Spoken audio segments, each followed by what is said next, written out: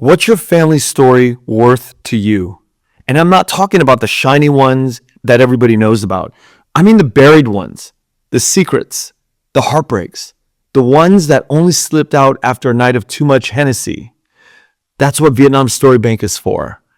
No polish, no rewrites, no editing, just raw, recorded, beautiful beating history. The kind that makes you sit up and hold your breath. Your father's memories of his mother's wildest dreams, your grandparents' laughter that echoes in your bones. We dig it all up, we record it, and hand it back to you, safe, untouchable, and unforgettable. Because when your stories disappear, they're gone forever. So go to VietnamStoryBank.com today and make sure your family's stories are recorded. Today I have Diana Nguyen. I was recommended by a good friend many years ago when I started to invite you on. And I am so thrilled to have you on today. So welcome to the Vietnamese podcast. Thanks for having me. I feel my cultural legitimacy is real now. You're legit now. You have street cred. Yes. So how did your family end up in Australia? Both my parents came by boat separately and met in Springvale, which is a small town in Melbourne, and met at the Enterprise Hostel. So it was where the Vietnamese refugees were trained before they went out into civilization. So, learning how to drive or learning how to use a microwave. And yeah, they both met in 1983. So yeah, it tells you how old I am. We won't dare do the math. No, we don't. And so growing up, I understand your mom really wanted you to become a doctor. At what point did you go, that's not really going to happen? So the funny thing is that all our parents have these expectations coming by boat, and I absolutely understand it because my mother was an educated woman in Vietnam during the war, and so after the war, that freedom was taken away because schools, weren't allowed. Her freedom was taken away, and so for her, education, the top job was the doctor. However, in that aspiration for me to be a doctor, when I was three 3 years old, my mother gifted me a piano. When I was 7 years old, I went to ballet classes, and so the arts seeped into me, and it became the medicine, the money making became irrelevant because the art became who I was now. And so, I didn't become a doctor. But in saying that, Kenneth, I don't know you know this, but I am a clown doctor and I work at the Royal Children's Hospital here in Melbourne. And so I have told my mum that I'm a doctor, but more just a funny doctor. Wait, there is a such thing as a clown doctor, or you just made that up? No, I didn't make it up. So, Patch Adams, Robin Williams. Mhm. So that's a real career and job. So I've been doing this for 8 years, and my shift at work is wearing a red nose and walking in the wards, working in oncology, burns unit, working with kids who's just withdrawing their bloods, just to distract them and to give them to get the doctors to work faster. That I get the child to look at me and make fart sounds and give them a distraction or joy or sing songs to them. And so I've learned in my career that essentially if I just give people joy, then I'm fulfilling my whole artistry. And so that's been the biggest gift for me to be working as a clown doctor. Wow. That Yeah. this is the first time I've heard of that. I mean, I think that I would be a really good clown doctor. Yeah, just put that red nose on, babe. That could be good. Yeah, but I wonder if it's just an Australian thing. No, that's in New York. New York was the first school that had clown doctors. Yeah, it's all around the world. They have clown doctor conferences. I'm not sure about in LA if there's clown doctors. It's a very specialized work. It's not just any performer. In LA, you've got actors everywhere, but it's a highly trained, kind of sensitive listening because you can't come in planning. You have to go with what the child is offering you, and so you've got to have improvisation skills. empathy, because this kid could be screaming for an hour, and all you have to do is keep honking your horn, keep like clucking like a chicken, Mhm. like, listen to where they're going. And so it's quite skilled job to have. And how much training did you have to go through to become this? Well, I was made redundant from my job in 2016, and I had my redundancy pay. And then someone messaged me and said, "Hey, there's clown school." And I was like, I don't have a job. Why don't I go to clown school for 4 months? And being an Asian, there's not many parents who want their kids to be clown doctors. And so I'm the only Vietnamese Australian clown doctor in Melbourne, which is only 13 clowns. But in the whole of Australia, there are altogether 70 clowns, and there are only 3 or 4 Asian clown doctors in Australia. So, um, Wait. Can you give me that stat again? How yes. many? So there's 70 clown doctors in Australia. Only 70. Yeah, it's a very specialized job, as not for everyone. Yeah. And the artistic director, so my audition was 3 hours long Oh with my god. another person, and all we had to do was improvise. They Oh, would this is serious. Oh, yeah. When I finished my audition, I went home and slept. I 'Cause thought you were totally joking around earlier, like when we were talking in the beginning. I'm like, this is probably your part of your shtick, but I'm like, wow, this is serious business. yeah, we've segued a whole lot into my life now.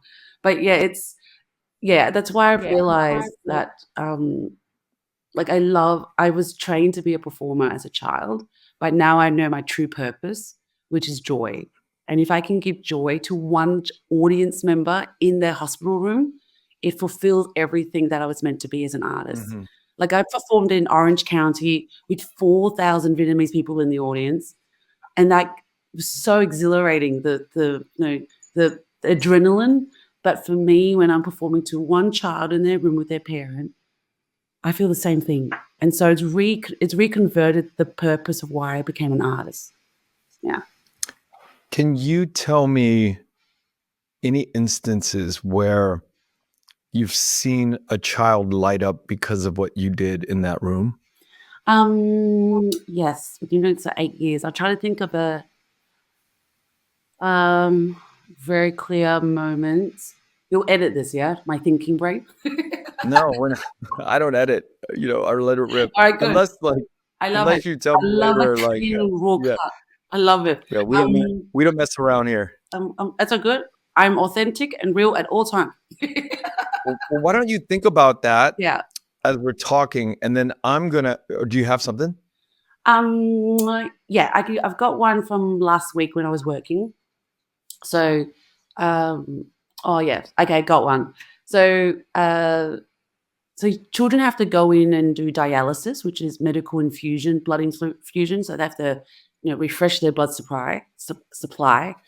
And there's a bunch of children, and was working with I think about an 18-month toddler who was in their cot. And who knew bubbles makes children so happy? Like, you blow a bubble, their whole soul lights up. You see it. Hmm. And across the room, a girl had a remote control, and she was playing with another clown doctor, because you always play with 2 clown doctors. This girl was pressing the button, and the clown doctor was being a channel. And so every time she clicked it, it was a new news channel, and then she clicked it to me and this toddler who were together. And then when she clicked it, I pretended that this child and I were in a soapy called The Young and the Restless, because this kid was 18 months and I was the restless.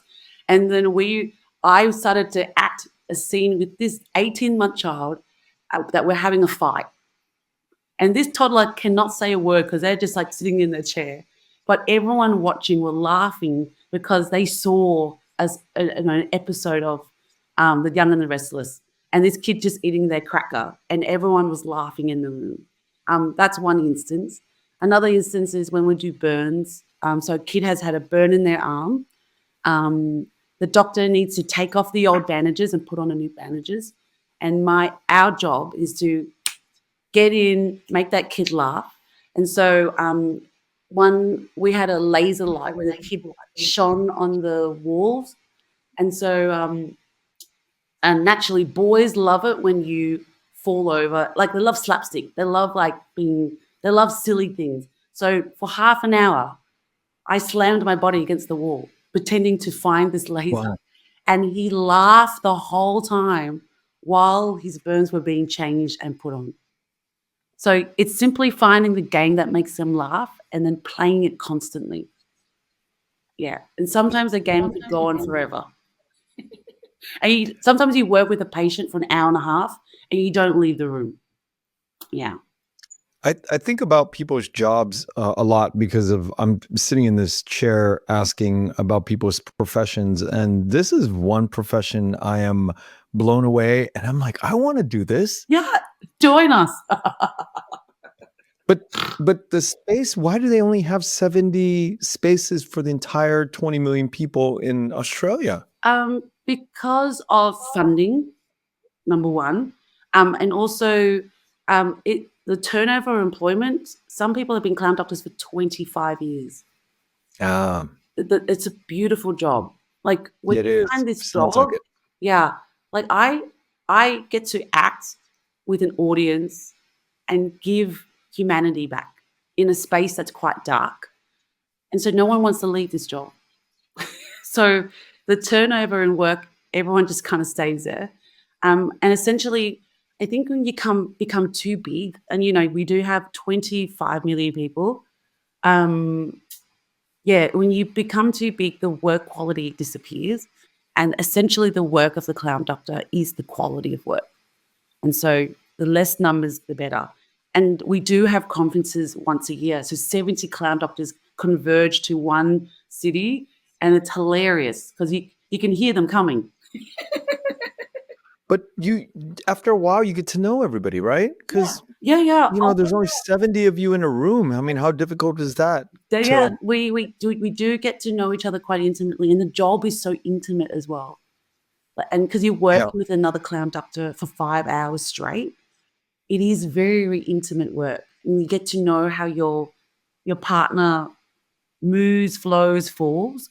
And yeah, I'm very grateful. And I can see you're like, whoa, what is this? Well, yeah, because I have to prep for these interviews, right? These podcast sessions, and I'm like, all right, well, I have 25 questions for you, but that none of it.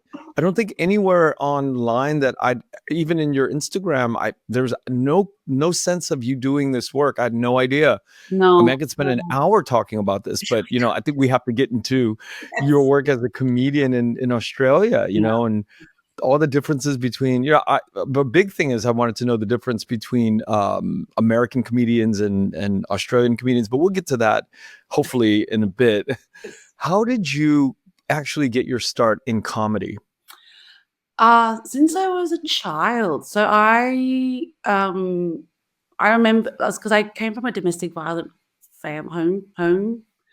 And I went to a school because mum was in a women's refuge. We had to go to a school where I was the only Vietnamese girl out of 200 students. And I remember using comedy to get my way through school. And I've realized that comedy was a superpower very early in my life. It was my way to manage people.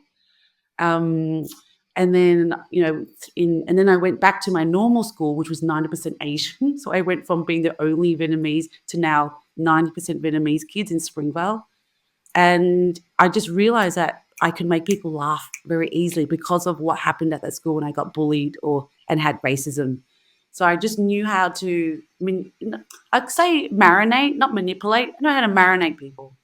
And then, as I said, I did ballet classes in high school. I ended up being top class of drama. So I'm a trained actor. I went to university and trained for 3 years.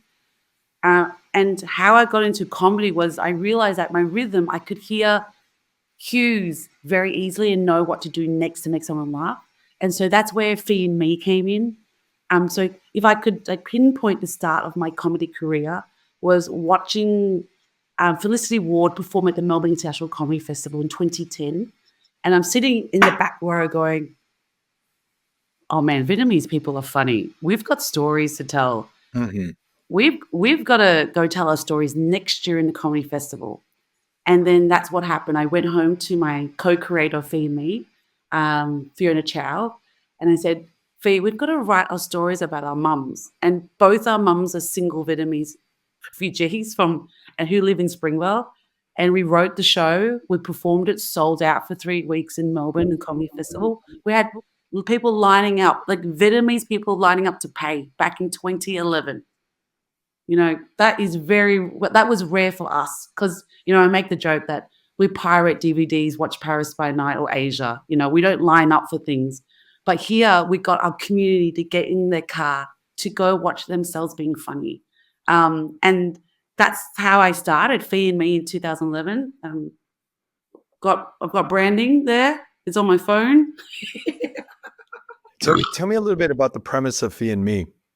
Phi and Me is about a Vietnamese-Australian teenage girl living in Springvale who has a tough and loving mother, and the intergenerational conflict growing up in Springvale. So it's essentially based in the town that I'm from, Springvale, and it's the trials and joys of these two people interacting with each other.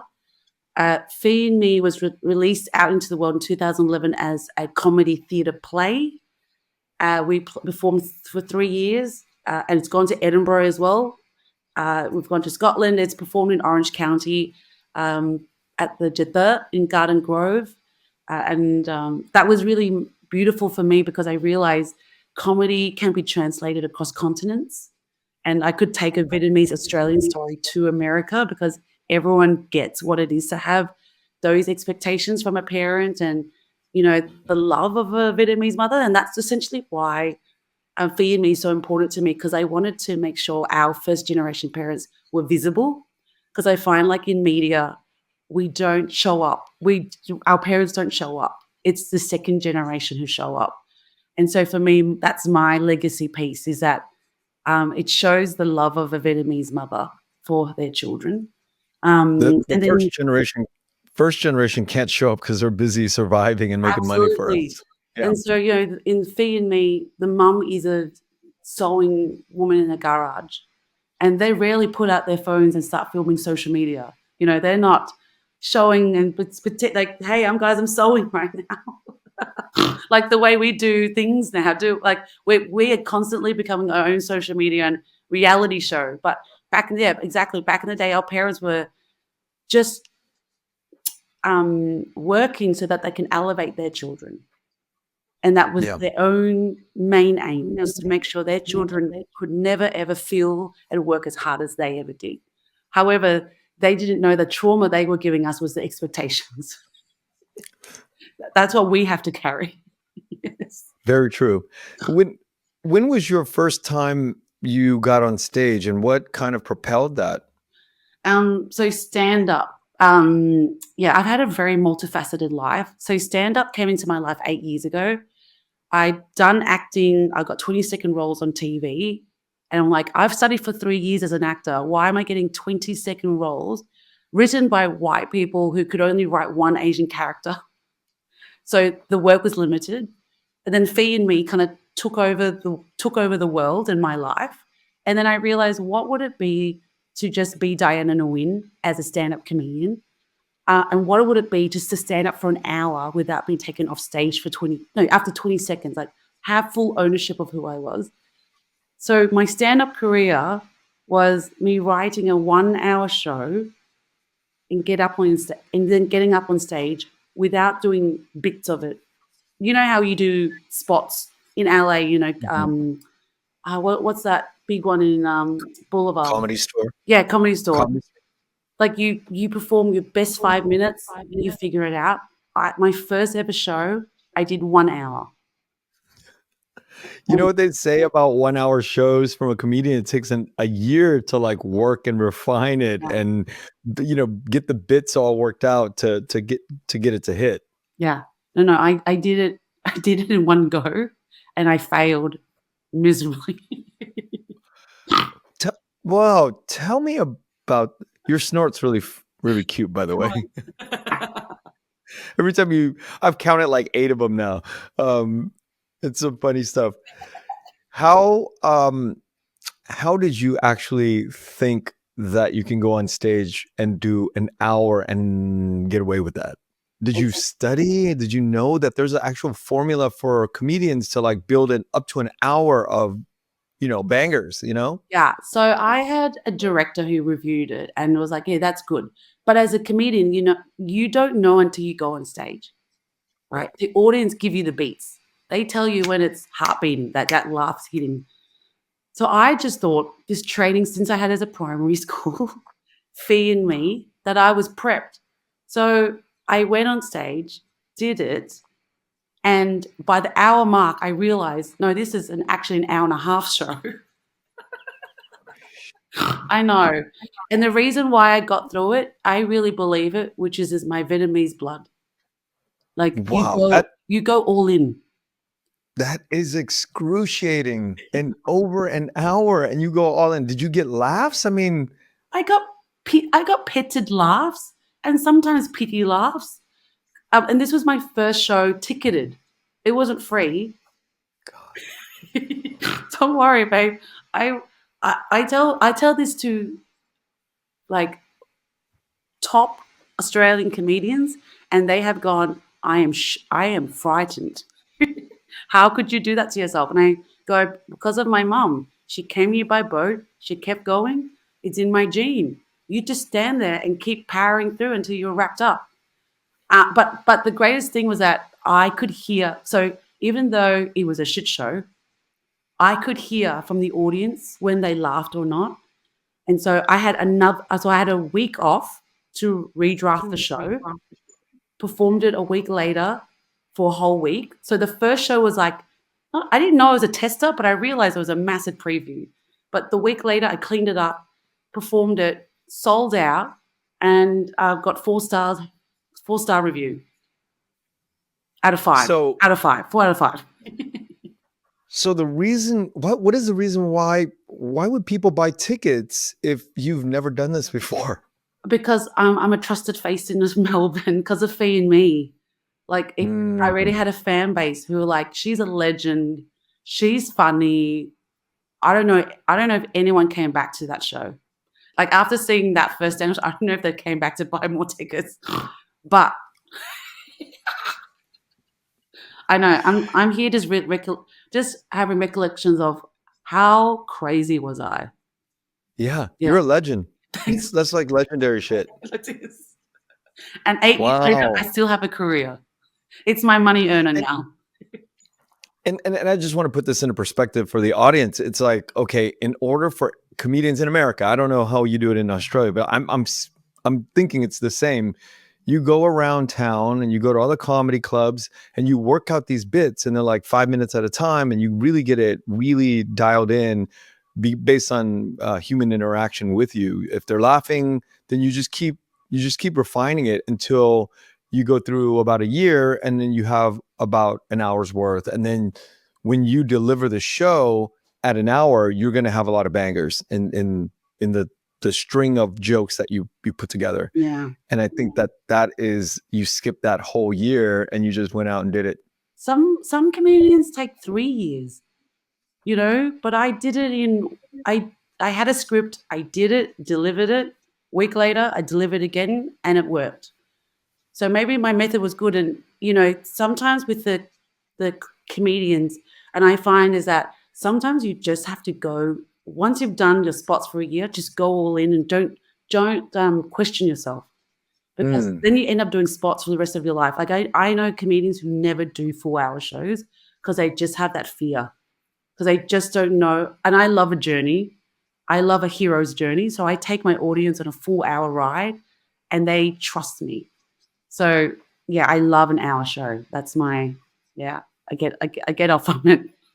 Wow. So you did Phi and Me first, and then so you did that show first, coming out of acting Yeah. at university, and okay, makes sense. And Yeah. then you had the confidence to put a 1 hour show together, I I and call, so I call it courage more than confidence. And we don't say and our so parents came by boat because they were confident. They had courage. So I'm You're right. saying, You're absolutely right. And so when you did that after that 1 hour special, did you go back and after that sort of that week, did you go back and develop more material? And have you been doing stand up all these years based on that experience? yeah. So yeah, it's my full-time job as a comedian. I tour 5 cities in Australia. And then I do the Melbourne International Comedy Festival, which is the 3rd largest festival in the world. And it's in my hometown. Convenient. And you do 22 shows in 3.5 weeks. So you're just pumping every night except Monday. Stand up, stand up, stand up. And it's starting here in Melbourne very soon. So I'm so grateful that, I have the largest comedy festival here in Australia in my hometown. But yeah, I performed in Edinburgh. So that's another story. I performed in Edinburgh at 12:30 a.m. Oh, there's my alarm. I performed at 12:30 a.m. My show was called Naked, the first ever show I did, and I realized that there was one night I had when I walked out into the audience, there were 6 men in the audience at 12:30 a.m. in Edinburgh, and I realized, oh God, they thought I was going to be naked. I just read the title. And they showed up. Who goes to see a comedy show at 12:30 a.m.? And Oh my 6 God. And men. how did it go? It is one of my top 10 audience shows I've ever done in my life because it reaffirmed myself as comedian that I could make anyone laugh. And yeah, because my brain did go, holy crap, this is my first orgy that I've ever done in my life. This could be bad. This could be bad. But I realized just trust the process. You've done this show over 100 times. Do it. And yeah, all these men stayed. They didn't leave. I ask every comedian that comes on this podcast, what makes something funny to you? Oh, what makes me fun? What makes it? What? That is a big question for me. Just silliness. Yeah. I think that's why the clown is so important to me. When I see someone do something abnormal with their bodies, I laugh. And also hearing someone laugh, I start laughing. I'm a ripple. So you know how you've heard me snort. I had a show where I snorted, and a young woman in front of my audience started snorting. And I joke you not, for 5 minutes we snorted together. I snorted, she snorted. The whole audience were laughing at us, just laughing with the same sound. Yeah. So it doesn't take a lot for me. How did you develop the snort? I don't know when, but I know why I do it. It's because I don't take a breath in when I laugh. So it's stuck in my nose. Yeah. So then it comes out. People do, and I've got a podcast called the Snort Cast as well. So I branded it really well. um, but yeah, look. I used to have back in high school a Fran Drescher laugh. So the ha ha ha ha laugh that I don't have anymore. It's so unattractive. Well, you used to have the Fran Drescher laugh.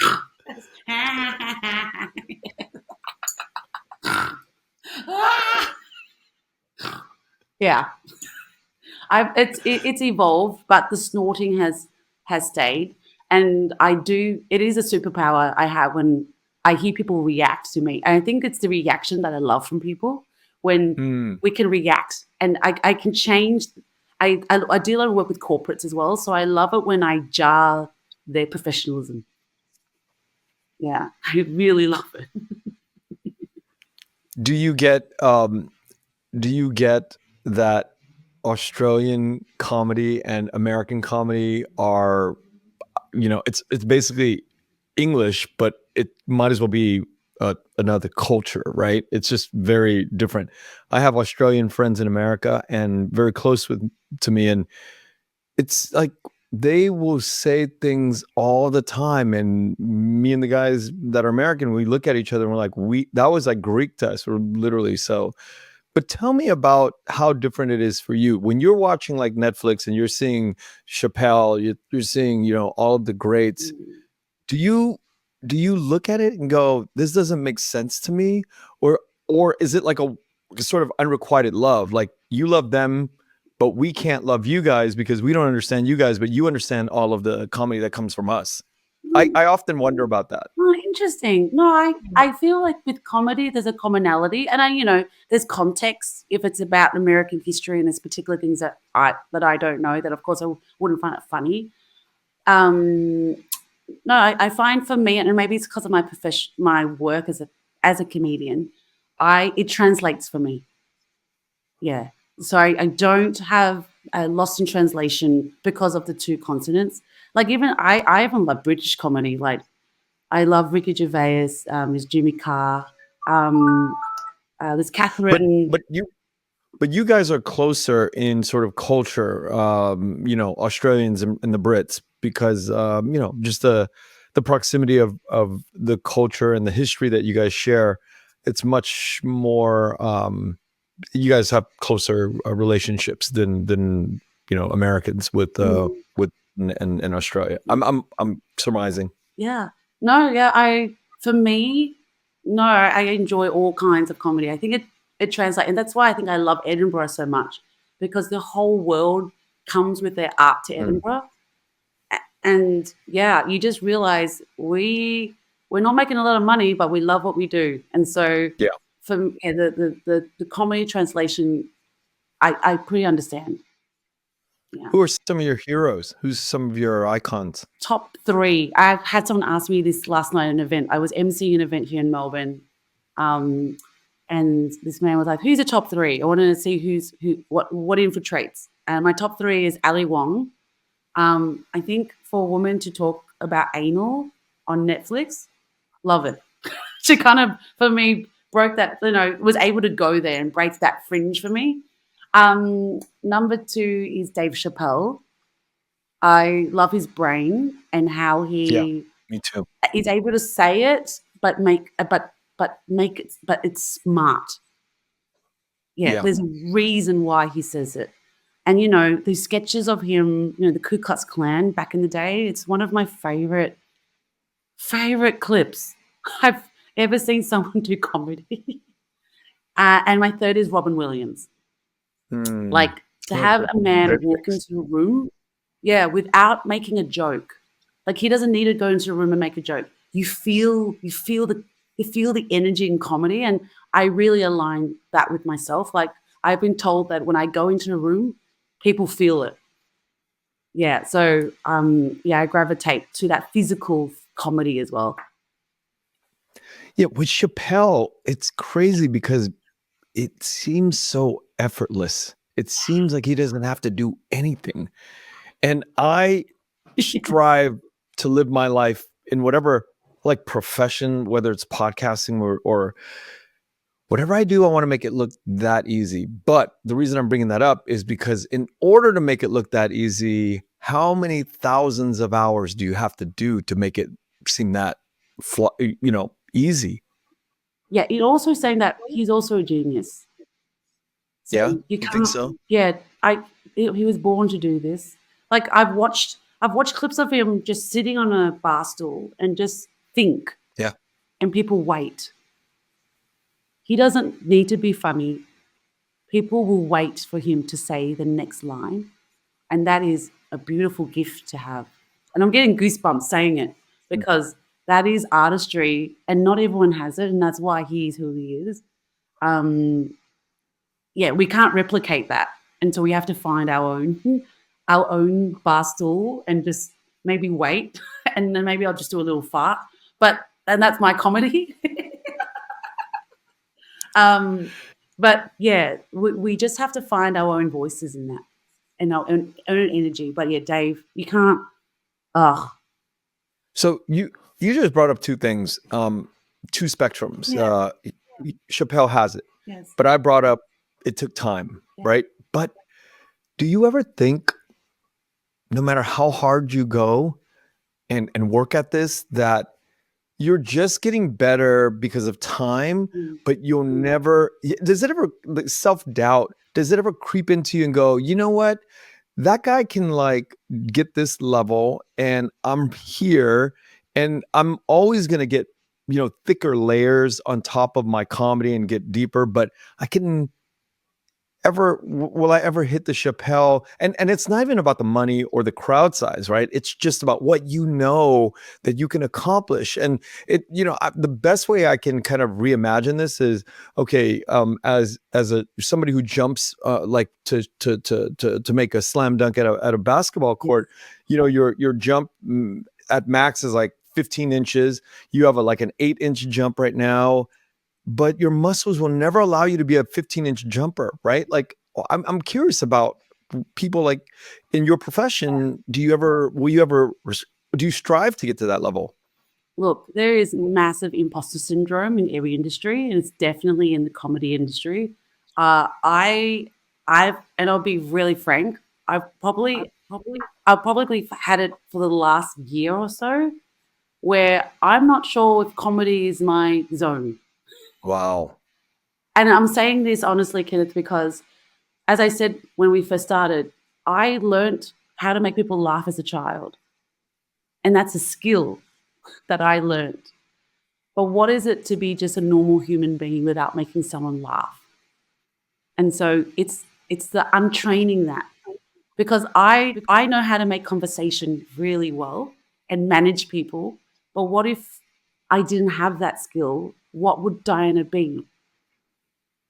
So Are you trying to figure that out right yeah, now? I am. Yeah. Why now? What triggered this exploration? Um, because I think I didn't enjoy the aftermath of doing an hour show. Like I would come off and my adrenaline would be so shot that for 4 hours I couldn't sleep. And this is for the longevity of our artistry. Like people don't understand the adrenaline that comes into audience retention to keep them together, to make them laugh. It's such it's a drug. And so, you have to question it, like if you're not sleeping well, we hear about comedians who have alcoholic and drug issues. And luckily for me, I just have a glass of wine and I'm good. Thank God I'm Vietnamese because I get the red flush. Thank God that saved me. But yeah, it's not an easy industry to be part of. People It think, oh, can't be. you just get on stage, talk for Yeah. an hour. Absolutely not. You don't understand the preparation it takes, the adrenaline to come down, and you go home to your apartment and no one is there clapping. You know, it's a full experience to be a comedian, and people don't see the aftermath of that hour show.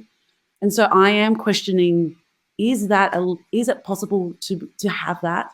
But because I've taken a break, I've realized that good self care, but also I have access to something that is so magnificent. And because I've taken this time off, I realize that I love what I do. And so I think it's really important sometimes to you take a foot out, Yeah. really evaluate what you want in your life and your superpower and how to use it efficiently. Yeah. Yeah, and I think So just like that's where I Chappelle, am right now. yeah. Yeah, just like Chappelle, he took some time off, and I think some time off is mandatory for people, who are creative in the creative space, because you kind of need to regroup so you can come up with more material, more energy, more process. Yeah, you don't want to be a burnt out, overweight comedian just saying the same jokes from 10 years ago. And Yeah. I do not want to do that. So you are going to go back to it. Yeah, no, this whole time I really felt nutrients come back into me, and it feels more me than me running on a treadmill of someone else's machine.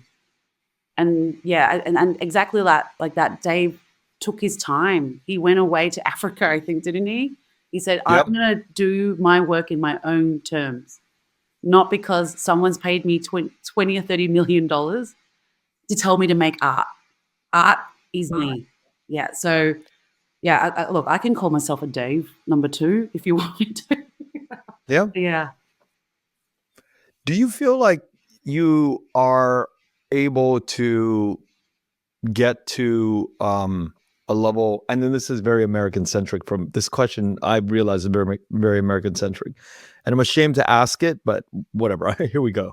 Do you ever feel like when you look at the American comedy landscape that is an aspiration for you, or are you okay with saying I can be the top of my game in Australia and I'll be content? Look, yeah, the Australian comedy industry is very small, and it has been aspiration for me to get to America, because when you do your work really well in America, it's a land of opportunity. You will excel if you do the work. You do it really well. Your door opens up, and so that is an aspiration for me. But there's also a green card that we talk about too. So, um, yeah, there's all these hindrances to getting to America. Um, But the green card issue, isn't it like if you have a special skill and you kill it in Australia, you could apply to get a visa in the US and come here and do it's comedy? very hard. Really? Yeah, I have a friend, He Huang, who's like got 150,000 followers on Instagram, and had to get all these references, and there hasn't been any progress at all. So it's not as easy as it seems. Yeah, and maybe because of change of, and America's going through a change of government as well.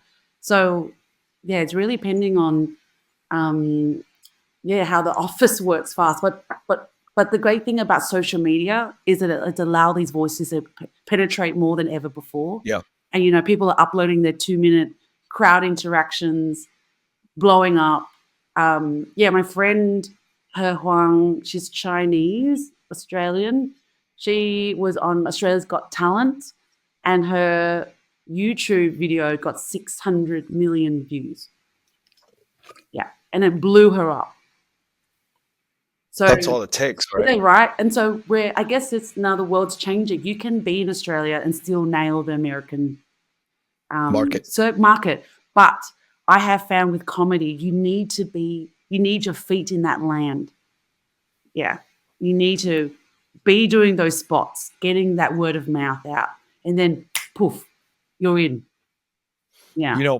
There's all kinds of forms of comedy, and it's growing. I think it's like sometimes we just think that it's just a microphone and your thoughts, but there's this guy in social media. Have you ever heard of Morgan J? Yes.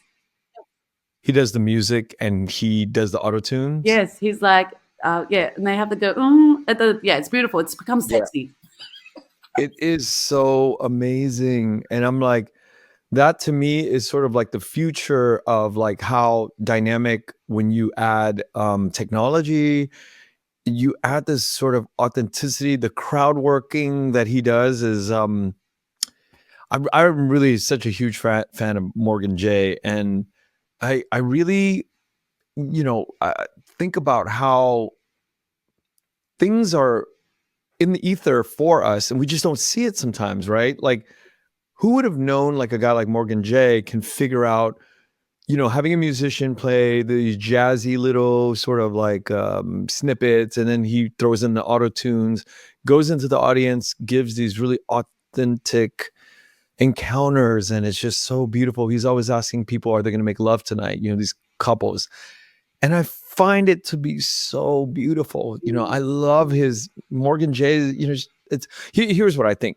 Love is about unity. It's unifying. It's anytime you get things that try to break things up or creates north and south, Australian and US, and rivalry is not love. And when you like in families, when you love each other, you want to unify. And I think guys like Morgan J and even the work that you do as a clown doctor is about unification. It's about bringing us together, our hearts together, and that's just wanted to rant. You know, and an analysis of Morgan J is that he talks about love, Yeah. but in his audience participation, he gets an audience member who's never had their voice heard before and gets them to sink into the music and unifies that. And so that's the artistry. Yeah, when you allow your audience to feel safe, and sometimes they stuff up because I follow on Instagram too. Sometimes they don't get the memo, and that's where the comedy comes into, when they don't understand the memo of that love transaction that he's trying to do.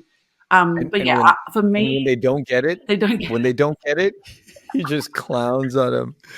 It's so, I mean, it's good either way. If they get it, it's fun. If they don't get it, it's such like good comedy. it is, and it's beautiful. And so yeah, and look, he might have like tested it out at its spot, and it worked, and then he just doubled down, Works. doubled down, and I think he came here to Australia recently as well. So Yeah, he's on tour right now. that's it. So and social media did that for him. Like he wouldn't have come to Australia if social media had blasted him off into the Right? world. And that's the thing about all of our journeys in the Vietnamese creative industry. It's like we're just waiting. If we don't stop doing what we do and we just all keep doing it, at some point the ignition happens and yeah, it just lights up the forest and we're just, now we're like on the map. And that's why I love having these conversations, because I want to hear, your journey and what are you developing that's beyond like a Morgan J. It's like, auto tunes and this jazzy sort of like snippets in the back and crowd work. It's just so innovative. Do you think in the future of your career, are you looking for some breakthrough, or are you just going to power through with, just more stand up? Look, I've been doing this for 20 years. Wow. The greatest thing about me is my toolkit. So I've written plays that have been commissioned for over $1 million. I've got my podcast. I MC. I'm flying to Vietnam in 3 weeks to keynote at a corporate event. And so my work, the comedy work and everything that I do in my life, it comes together not because of just my stand-up, because of Dine and Win, and I've cultivated this human to be hireable.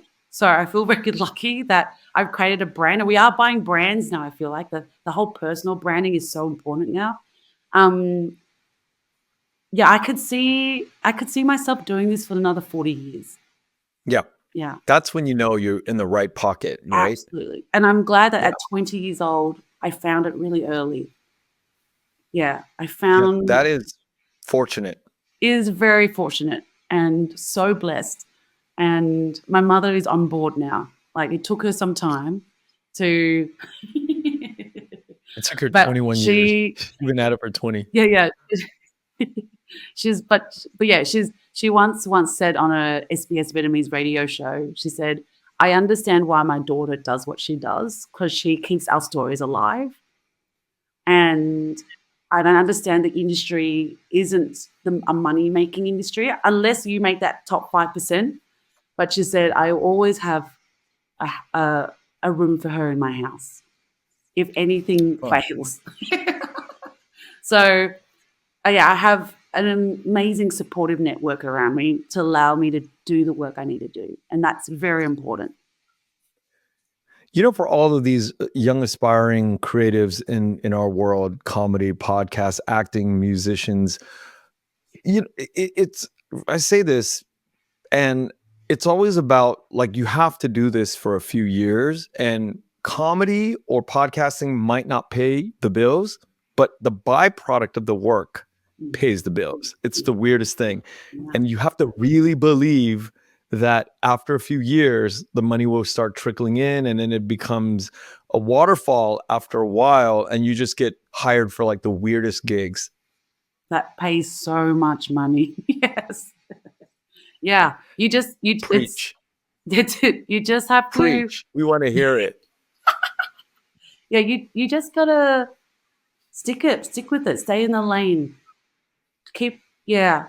But also, we're seeing different platforms like OnlyFans is now doing comedy.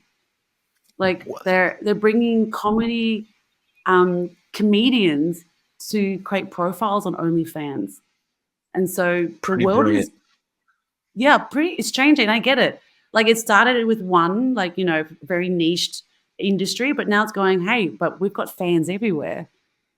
So why don't we tap all the fans of every industry on OnlyFans? And, you got Patreon and all that stuff. So, yeah, just how do I say it? This is a 20-year journey. It will get tough, but if you love what you do, keep going.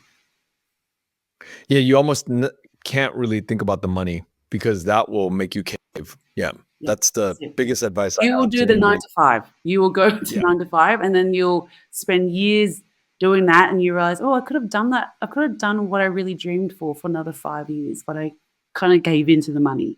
Yeah. Yeah.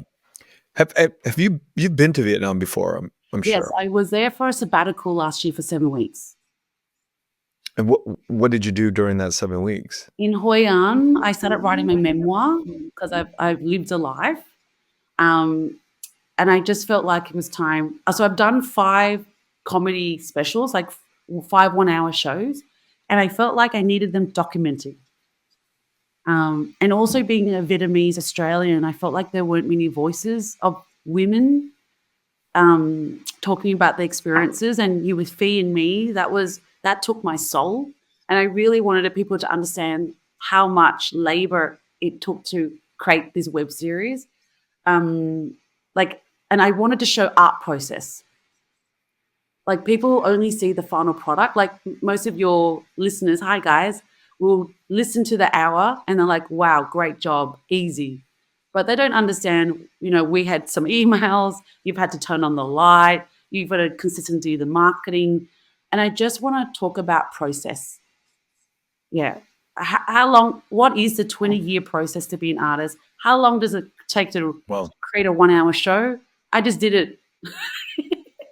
So this memoir is about process for me. Well, I can't wait to read it because I love reading memoirs about. I got to finish it first. I've got to finish it first. That's the process now. Now, can you tell me about your podcast? Yes. So I haven't. The podcast ended 2 years ago, but it's called the Snort Cast. Hence my snorty. And it interviews comedians about their process and how they write their jokes and be funny. So I started this concept on LinkedIn because I have a fan base on LinkedIn. Wow. And it was during COVID when I started the podcast. And in Melbourne, we had lockdowns at 9 p.m. We had curfews. So my podcast live streaming started at 9 p.m. when everyone was locked in their houses. And the comedians couldn't go anywhere. So I know I could just grab them. I didn't have no excuse. And so there's 40 interviews during COVID lockdown that I did. Oh, wow. And you didn't keep going with it? No, because I felt like that was an era. But I am in the next 12 months going to launch my new podcast. It's on the horizon, but I haven't nailed down the idea yet. Yeah. Well, when you do figure the next podcast out, and when you get your memoir out, let me know, and we will get back on and have another conversation about those two things. Oh yeah, how to do a podcast. Yes, you would know. You would know. Thank you so much, Diana, and I appreciate you coming on from Australia. Thank you. Thanks for having me. Thank you for listening to The Vietnamese with Kenneth Nguyen. Special thanks to Brittany Tran, to Jane Nguyen, Catherine Nguyen, Tina Pham, Sydney Jamie, and Christo Trin. Please find us on Instagram, Facebook, and TikTok at The Vietnamese Podcast.